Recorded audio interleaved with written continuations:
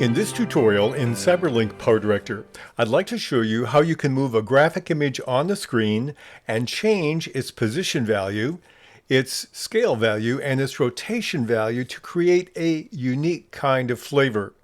I'm going to use this with a logo, and then I'm going to save it so I can use it for future projects with the same customer, and so the logo will have the same kind of movement from one project to another. Let me show you an example of what this would look like, and then we'll show you how to do that.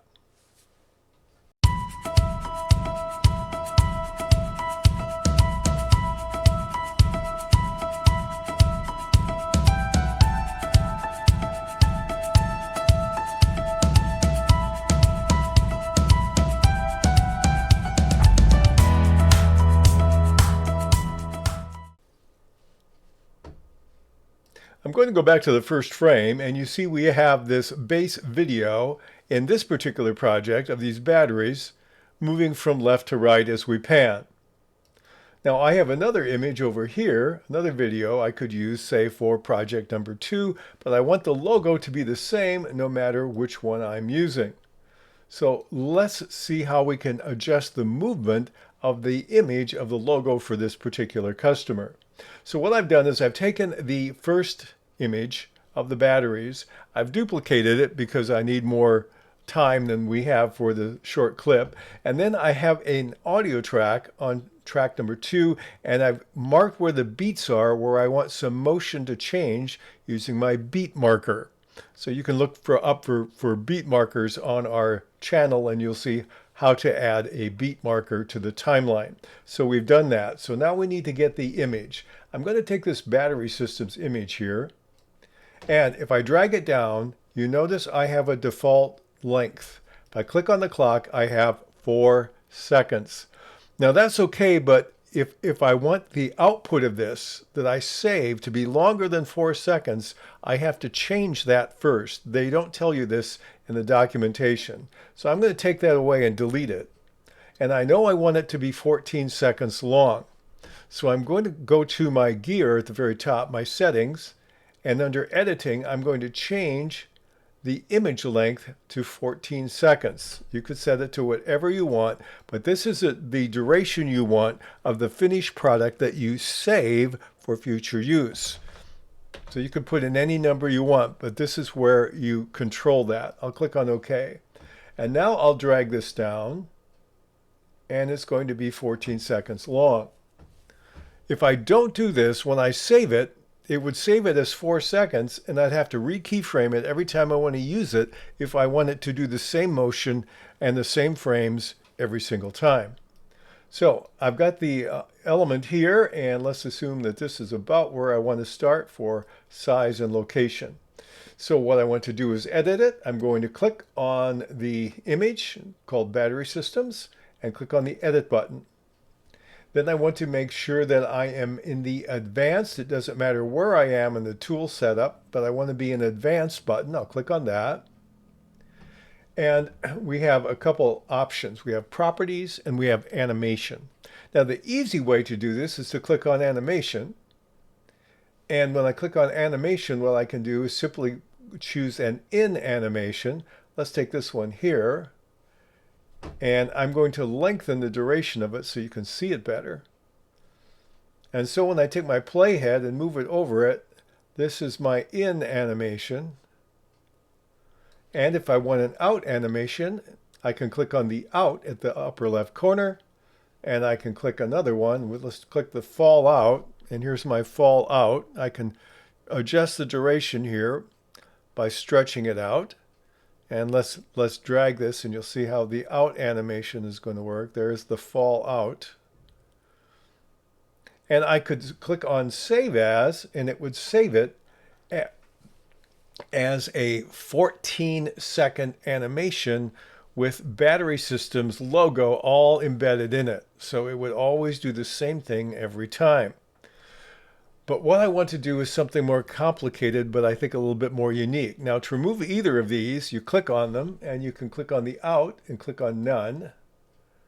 Likewise, I can click on the in animation drag up with my slider and click on none, and that will go away. Now you can use these tools with what I'm about to show you, so you can layer them using in and out animation plus the keyframing we're going to show you. So for the keyframing, I have my beat markers here that it inherited from my main screen, and I'm going to, in this tutorial, only work on 3 values. I'm going to do position and scale and rotation. So I click a diamond on each of those values, and it will set a keyframe at the first frame. Now I like to do this even if it's not necessary. Now I'm going to move to the next beat marker, and I'll do position and scale and rotation. Now the values right now are the same, but if I go back, and to go back on any level, there's a left arrow and right arrow. And unless you're at the end, you won't see them. They'll be blanked out. I'm going to go back to the first one. I'm going to take my position. I'm going to look at my properties here. And I'm going to start off the screen. Now I want to make sure I'm horizontally levels. Okay, so my Y value has to be 0.809 when I'm done. So I'm going to drag this off the screen. And I'm going to adjust this to 809. So it'll be perfectly horizontal. So I play this one. Okay, so when I get to this beat, it's in the location. Okay, so then what I'll do is I'll move to the next one. And in this case, I want to set the same values. Even if they don't change, I just find it good insurance to set them that way.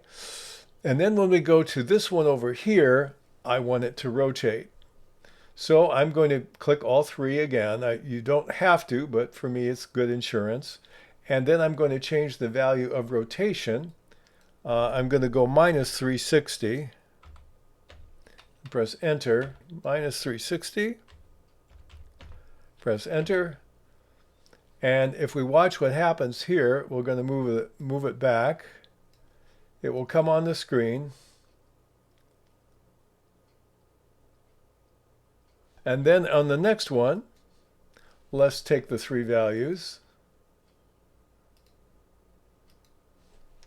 and we'll take them, and this time we're going to change the horizontal. So I want my X to move over and my Y to stay at 809. I'll drag over here, and looks like I need to go up a little bit. Okay, so if we go back,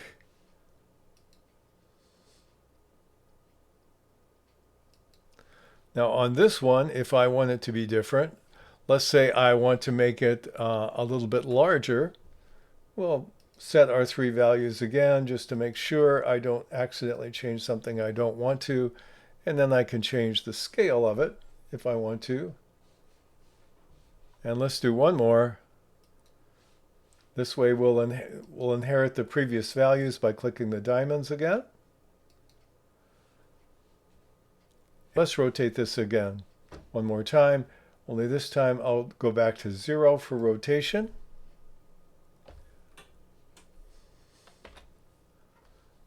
And let's see what it looks like.